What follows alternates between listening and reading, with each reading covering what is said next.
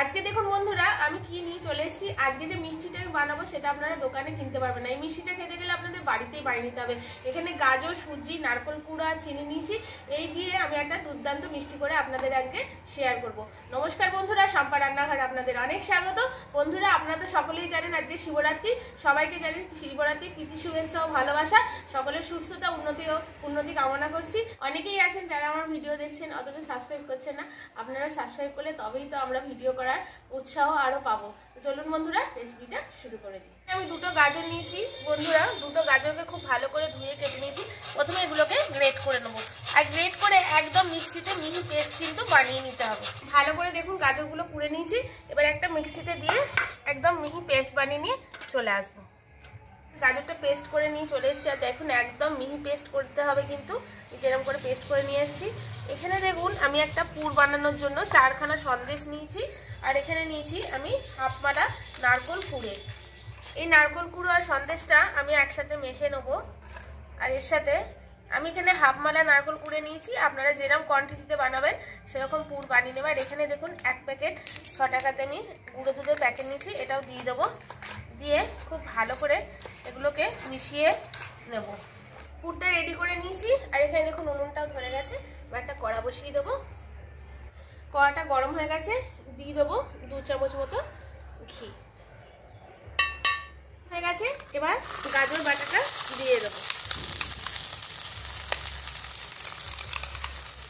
খুব ভালো করে ভেজে নিতে হবে বন্ধুরা, যাতে কাঁচা গন্ধটা চলে যায়। আর এখানে দেখুন আমি একদম অল্প একটু ফুড কালার ইউজ করছি। এটা সম্পূর্ণ অপশনাল, আপনারা দিতেও পারেন নাও দিতে পারেন। আমি শুধু একটু কালারটা ভালো হবে বলে এটা দিলাম।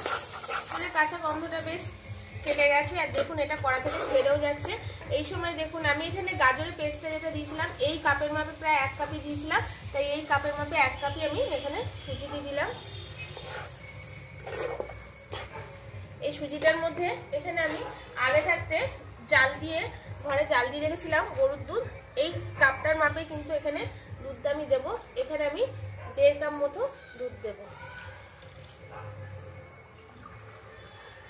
দেখুন 1.5 কাপ মতো এখানে দুধ দিয়ে দিলাম।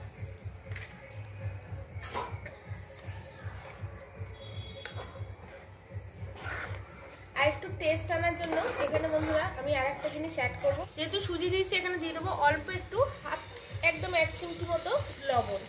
আর এখানে দিয়ে দেবো আরও 2 প্যাকেট 5 টাকা দামে গুঁড়ো দুধ। এই গুঁড়ো দুধটা দেবেন বন্ধুরা, তাহলে কিন্তু টেস্টটা আরও সুন্দর হবে। দিয়ে এটাকে নাড়তে থাকবো যতক্ষণ এটা কড়া থেকে ছেড়ে যাবে না। এটা বানিয়েছিলাম সেগুলো এরকম করে লাড্ডু বানিয়ে নিয়েছি। আমি দুরকমভাবেই আপনাদেরকে মিষ্টিটা দেখাবো, একটা পুর দিয়ে একটা পুর ছাড়া। আর এখন দেখুন আমি যে ডোটা বানিয়েছি সেটা দেখুন এরকম কড়া থেকে যখন ছেড়ে মতো যাবে তখনই বুঝবেন কিন্তু ডোটা রেডি হয়ে গেছে, তখনই নামিয়ে নেবেন। এবারে আমি এটাকে নামিয়ে নেব। দেখুন একদম কড়া থেকে কিন্তু ছেড়ে গেছে।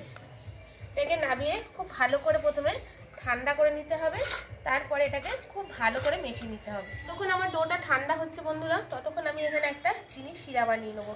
এখানে প্রথমে আমি দেখুন মেজার করে বানাবো, একটা ছোট বাটি নিয়েছি। এখানে আমি 4 কাপ চিনি শিরা বানাবো। তার জন্য আমি এখানে 6 কাপ জল দেবো, আরও 2 কাপ দেবো। আমি এখানে এই বাটিটা মেপে বন্ধুরা একটু বলতে ভুল হয়েছে, এই বাটিটা মেপে আমি 4 বাটি চিনি দেবো। তার জন্য এখানে আমি 6 বাটি জল দিলাম। চিনিটা দিয়ে দেবো। দেখুন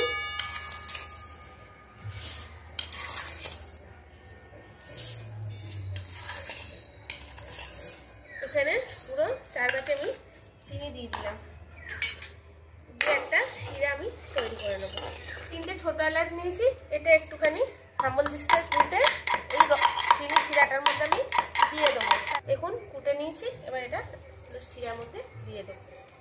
এই শিরাটা আমার রেডি হচ্ছে। আমার সুজিটা ঠান্ডা হয়ে গেছে, হাতে একটু তেল মেখে নিয়েছি বন্ধুরা। দিয়ে এটাকে খুব ভালো করে এখন আমি আগে মেখে নেব। দেখুন আমার এটা মাখা হয়ে গেছে, আর হাতে দেখুন খুব একটা লাগছে না।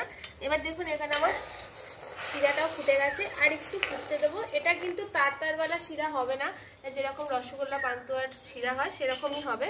আর একটু ফুটুক, ততক্ষণ আমি এখানে মিষ্টিগুলো রেডি করে নিই। দেখুন প্রথমে এখানে মিষ্টির এই ডোটা নিয়ে নেবো খানিকটা।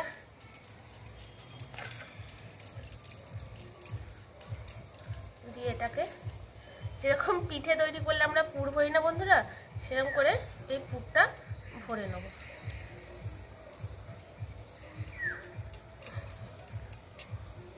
দিয়ে এটাকে আপনারা যে কোনো শেপই দিতে পারেন, কিন্তু আমি এটাকে এরকম চ্যাপ্টা চ্যাপ্টা শেপের বানাবো, তাই চ্যাপ্টা চ্যাপ্টা শেপ দিয়ে নিচ্ছি। দেখুন একটা মিষ্টি আমার বানানো হয়ে গেল। দেখুন মিষ্টি বানানোর জন্য প্রথমে একটা ডো তুলে নিয়েছি, নিয়ে এটাকে একটুখানি পিঠে যেরকম করে আমরা পুর ভরি বন্ধুরা, সেরকম করে একটা বাটি মতো করে নেব। দিয়ে একটা এই পুর ভরে দেবো, দিয়ে এটাকে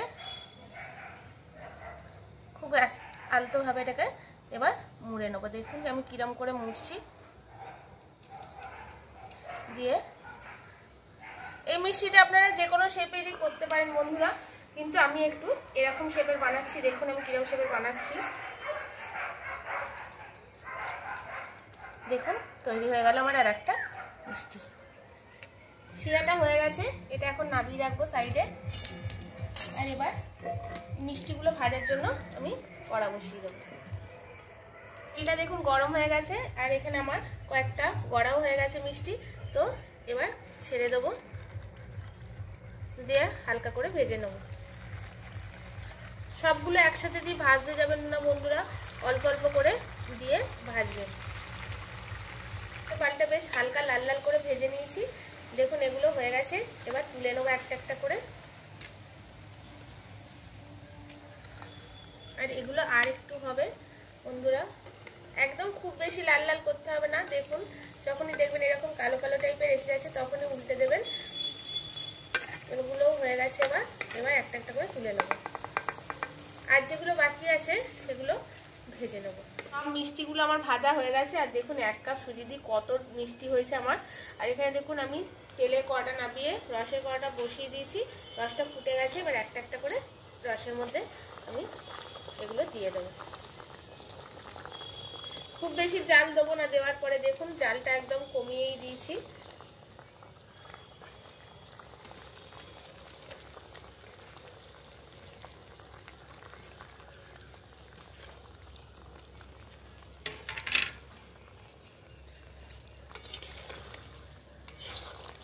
আর এটা দেওয়ার পরে আমি বেশিক্ষণ আর জাল দেবো না, এরকম করে চাপা দিয়ে আমি 10 মিনিট রেখে দেবো, যাতে এই রসটা মিষ্টিগুলোর ভেতরে খুব ভালোভাবে ঢুকে যায়। আঁচটা একদম বার করে নিচ্ছে, যে আঁচটা আছে এতেই আমি চাপা দিয়ে বসিয়ে রেখে চলে যাব, তাহলে রসটা মিষ্টিগুলো টেনে নেবে। তারপরে 10-15 মিনিট পরে আবার আসছি। করতে বসেছিলাম বন্ধুরা, একদম দেখুন সন্ধে হয়ে গেল। দেখুন এটাকে আমি নামিয়ে নিয়েছি উনুন থেকে। দেখুন কি সুন্দর দেখতে হয়েছে বন্ধুরা। এবার এটাকে আমি সার্ভ করে নেব। বন্ধুরা কত সহজ পদ্ধতিতে আর কত ঘরোয়া অল্প উপকরণ দিয়ে এই মিষ্টি আপনারা বাড়িতেই বানিয়ে নিতে পারবেন। তো বন্ধুরা দেখুন ভেতরটা কি সুন্দর হয়েছে। দেখুন বন্ধুরা পুরটা একদম লেয়ারটা বুঝতে পারা যাচ্ছে দুটোরই। দেখুন আর খেয়েও আপনাদের দেখাচ্ছি।